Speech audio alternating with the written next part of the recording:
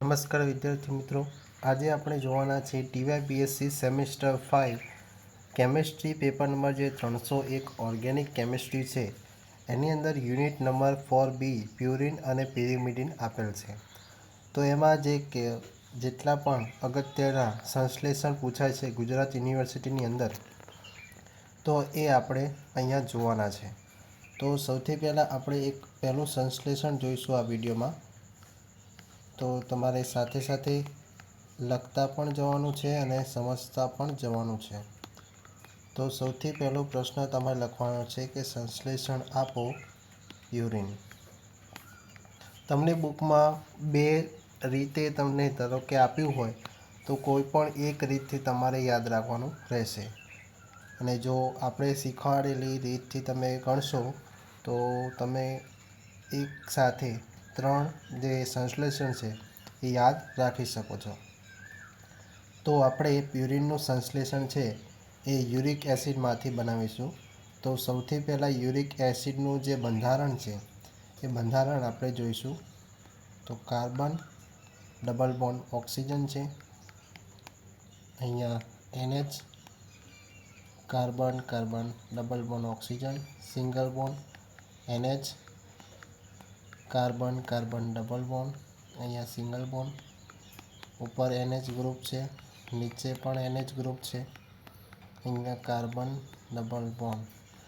આ યુરિક એસિડનું છે એ કીટો સ્વરૂપ છે. એની પ્રતિવર્તી પ્રક્રિયા કરીએ છીએ ત્યારે અહીંયાથી એક જે ડબલ બોન્ડ છે એ ડબલ બોન્ડ શું થાય છે, તૂટે છે અને બહારની તરફ એ જોવા મળે છે. જેથી અહીંયા શૃંખલા ખાલી પડશે એટલે આ બોન્ડ છે હાઇડ્રોજન બંધ અહીંયા અટેક કરશે અને પોતાનો નવો બંધ બનાવવા માટે પોતાની ભાગીદારી આપશે. તેવી જ રીતે અહીંયા પણ આ પ્રોસેસ થશે કે તમે આ રીતે એરો દર્શાવેલો હશે તો તમને ખબર પડી જાય કે ક્યાંથી શું છૂટું પડે છે.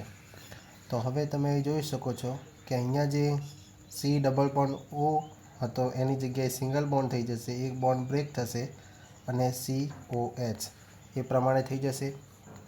અને એક બંધ તો હતો જ અહીંયા અને એક હાઇડ્રોજન બંધે પોતાની ભાગીદારી આપી એટલે ડબલ બોન્ડ બનશે અને અહીંયા નાઇટ્રોજન રહેશે. એવી જ રીતે અહીંયા COH ડબલ બોન્ડ નાઇટ્રોજન અને અહીંયા જે છે carbon carbon double bond A as it is જોવા મળશે. ત્યારબાદ ઉપર છે NH એઝ ઇટ ઇઝ છે, અહીંયા તમે જોઈ શકો છો હાઇડ્રોજન બંધ છે એ પોતાની ભાગીદારી આપે છે એટલે અહીંયા નાઇટ્રોજન રહેશે અને અહીંયા COH જે અહીંયા એક બંધ હતો એ હાઇડ્રોજન બંધ અહીંયા જે હતો એ પોતાની ભાગીદારી આપી એટલે અહીંયા ડબલ બોન્ડ બની જશે. હવે અહીંયા તમે જોઈ શકો છો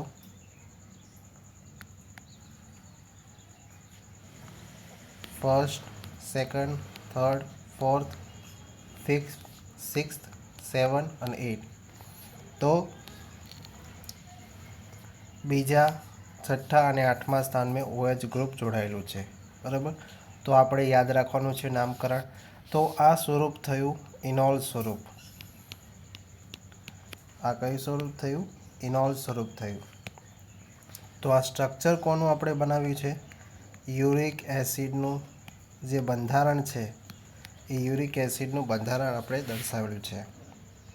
તો હવે આપણે કોનો ઉપયોગ કરીશું, ઇનોલ સ્વરૂપનો આપણે ઉપયોગ કરીશું. એની આપણે પ્રક્રિયા POCl3 એટલે કે ફોસ્ફરસ ઓક્ઝીક્લોરાઇડ સાથે પ્રક્રિયા કરાવવાની છે. તો જ્યારે ફોસ્ફરસ ઓક્ઝીક્લોરાઇડ સાથે પ્રક્રિયા કરાવીએ છીએ ત્યારે જે બીજા, છઠ્ઠા સ્થાન પર અને આઠમા સ્થાન પર OH સમૂહ છે એ OH સમૂહ શું થાય છે, રિમૂવ થાય છે, દૂર થાય છે અને એની જગ્યાએ 3 Cl ગ્રુપ છે એ બીજા, છઠ્ઠા અને આઠમા સ્થાન પર જોડાઈ જાય છે. તો OH દૂર કરી ત્યાં ક્લોરિન જોડી દેવાનું રહેશે. બાકીનું જે બંધારણ છે એ એમના એમ દોરી દેવાનું રહેશે.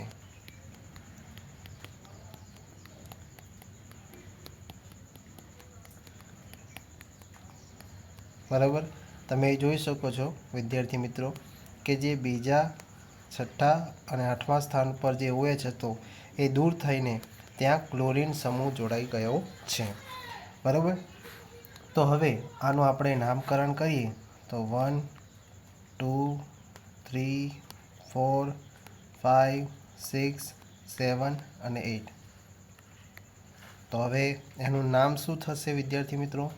2 6 8 3 ક્લોરીન છે એટલે કે ટ્રાય ક્લોરો પ્યુરિન. તો આ એનું નામ થશે. હવે જ્યારે આપણે આ પ્રક્રિયા કરી રહ્યા છે ત્યારબાદ હવે એની પ્રક્રિયા છે એ આગળ HI પ્લસ PH4I સાથે પ્રક્રિયા કરવામાં આવે છે. કેટલા તાપમાને? 0°C તાપમાને. 0°C તાપમાને જ્યારે પ્રક્રિયા કરવામાં આવે છે ત્યારે આમાં રહેલો હાઇડ્રોજન એ કયા સ્થાન પર જોડાશે? આમાં રહેલો હાઇડ્રોજન એ 8મા સ્થાન પર જોડાશે. આમાં જે આયોડિન છે એક આયોડિન બીજા સ્થાન પર અને બીજો આયોડિન છે એ છઠ્ઠા સ્થાન પર જોડાશે. તો ચલો આપણે લખી દઈએ. અને આ જે બંને ક્લોરીન ગ્રુપ છે અને આ એક 3 ટોટલ 3 ક્લોરીન ગ્રુપ અહીંયા દૂર થશે. તો ચલો આપણે અહીંયા મૂકી દઈએ. જ્યાં નાઇટ્રોજન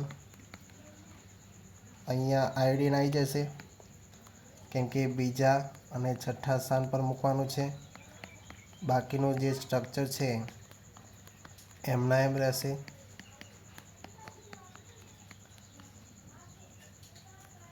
અહીંયા શું થઈ જશે વિદ્યાર્થી મિત્રો?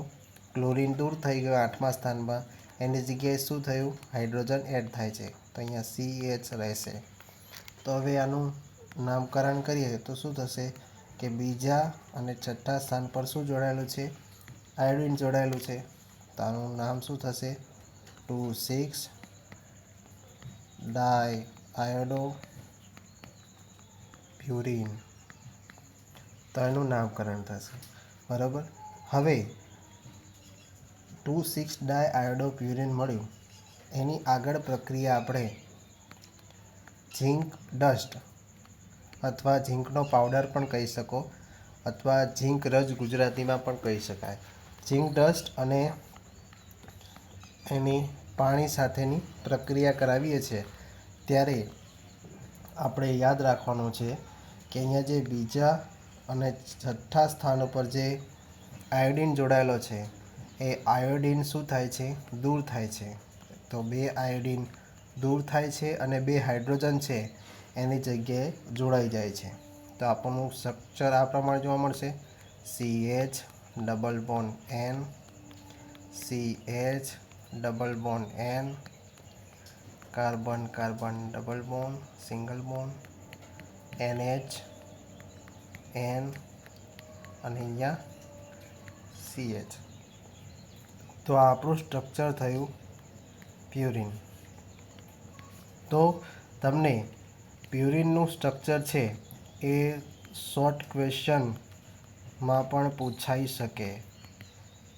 શોર્ટ ક્વેશ્ચન 1 માર્ક્સમાં તમને પ્રશ્ન પૂછાઈ શકે કે પ્યુરિનનું બંધારણ જણાવો. બરાબર, તો એ તમારે યાદ રાખી લેવાનું રહેશે. આવતા નવા વિડીયોમાં આપણે એડેનિનનું સંશ્લેષણ જોઈશું. તો સૌથી પહેલાં તમે જે પણ આ સંશ્લેષણ સમજાવ્યું છે એકવાર તમારી નોટબુકમાં લખી દેવું અને 2-3 વાર રિવિઝન ખાસ કરવું જેથી તમને જે આ સંશ્લેષણ છે એ તમને યાદ રહી જાય. અને જો તમને વિડીયો ગમ્યો હોય તો વિડીયોને જરૂર લાઈક કરજો. કમેન્ટ કરીને જણાવજો કે આ વિડીયો તમને કેવો લાગ્યો અને જેમ બને એમ તમારા મિત્રો સાથે શેર કરવા વિનંતી છે. અને ચેનલને જરૂર સબસ્ક્રાઈબ કરજો આવા જ વિડીયો જોવા માટે. સબસ્ક્રાઈબ કર્યા બાદ એમાં બેલ આઇકન હશે એમાં ઓલ નોટિફિકેશન ક્લિક કરી દેજો જેથી તમને આવનારા વિડીયોની નોટિફિકેશન છે એ મળી રહે. તો ફરી મળીશું આવા જ નવા વિડીયો સાથે. જય હિન્દ, જય ભારત.